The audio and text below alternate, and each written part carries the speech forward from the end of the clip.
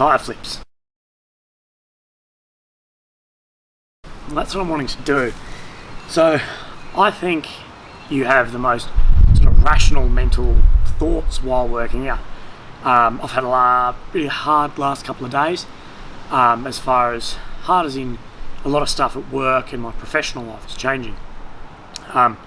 As well as I just came out of a psychiatrist appointment being the main bit, that it's a lot to take in and to rationalise that properly.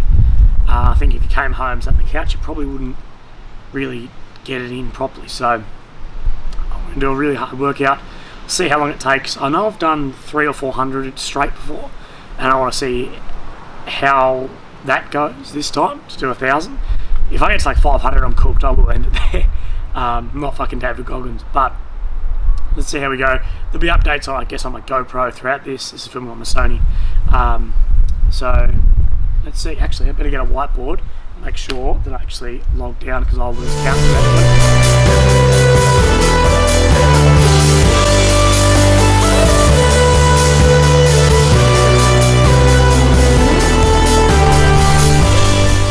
So the first 100 are done. Actually 110. It's 5 up, 5 back in my yard, so the lap's almost a drive me bloody crazy. But feeling good, feel a little bit of burn. I think my sort of second wind will kick in about 100 or 200 more. Split off my mustache, and then the real burn will start from there, I'm guessing. So let's see. I've had the Strike Force Energy, which is in this, seen at the start of this. I'm not sponsored or anything by them, but they do send me some packets occasionally, and I can tell you it's really good shit. I think it's sweat my eyes. But yeah, let's do this 890 more flips and see it's all the way up from there.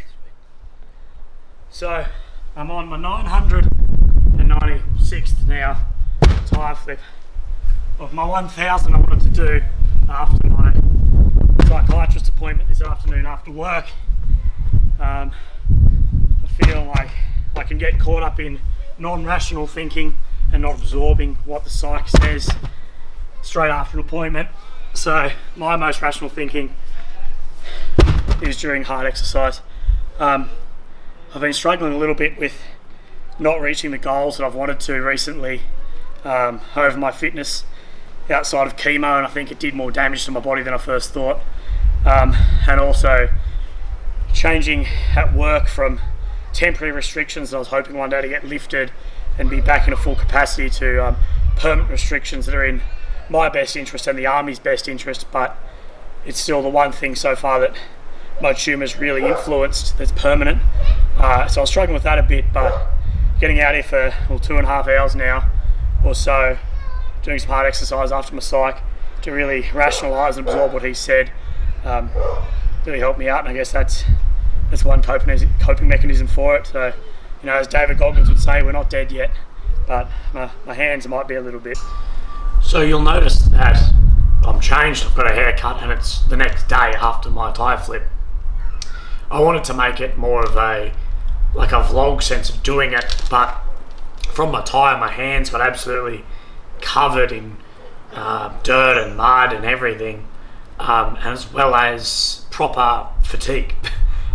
Both, you know, my hands, my skin all peeled up, all blistered up, and I was stuffed. And I was more determined just to get it done rather than vlog it, which I regret a little bit, but I ended up getting it done in a couple of hours anyway. It took bloody forever. And I think it is important sometimes to actually get into or struggle into proper fatigue of exercise over a long period. And I haven't done that much of it recently. I used to do a lot more of it back when I was doing a lot of ultra running, you know, 100 up plus Ks a week on the feet, and as well in my time in the military as more active duty. Listening to David Goggins on the way home, if you don't know David Goggins, he's an ultra runner, sort of ultra tough guy. He has a lot of really fascinating things about, you know, grinding and that it's never over, and that to push hard you really find yourself at that. And I think, and a lot of people have got to me about, or text me about this, about working out straight after a psychology appointment. It's actually really good for you to, you know, really absorb that, like I've mentioned a couple of times in this. But a lot of what you talk about, what they talk back to you, don't, I guess, really appreciate at the time.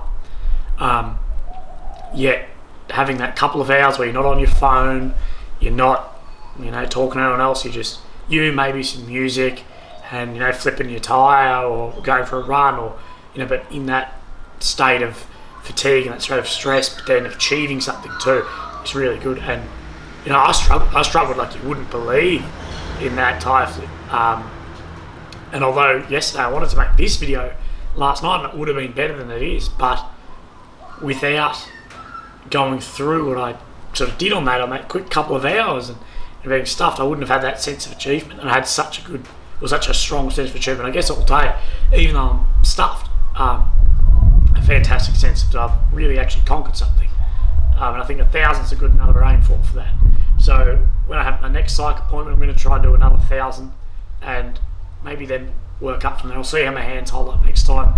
I could have done more, I guess, physically, except for my skin. I just didn't want to ruin up my skin too much, because then I can't really exercise for the next few days. Well, I shouldn't say exercise, can't really lift, and I really want to lift, need to lift. So I guess I'll be out on my feet tonight for a run or something, but we'll see. So yeah, and I think my grass is ruined, so I better water that.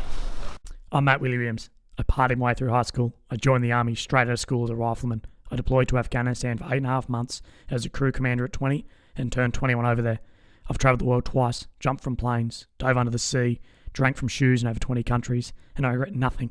Returning home, in a regular doctor's checkup, I was diagnosed with an incurable, inoperable brain tumour on my 22nd birthday. Since then, I've made it my mission to enjoy my life as much as I can and show that terminal illness doesn't mean your life can't be successful, meaningful, and fucking awesome, whilst putting in as much effort as I can to raising money for brain cancer research. 12 months of chemo done, 60,000 plus donated to research, and I'm fucking happier than ever. This is my story of refinding my health and redefining terminal illness and smiling through it all.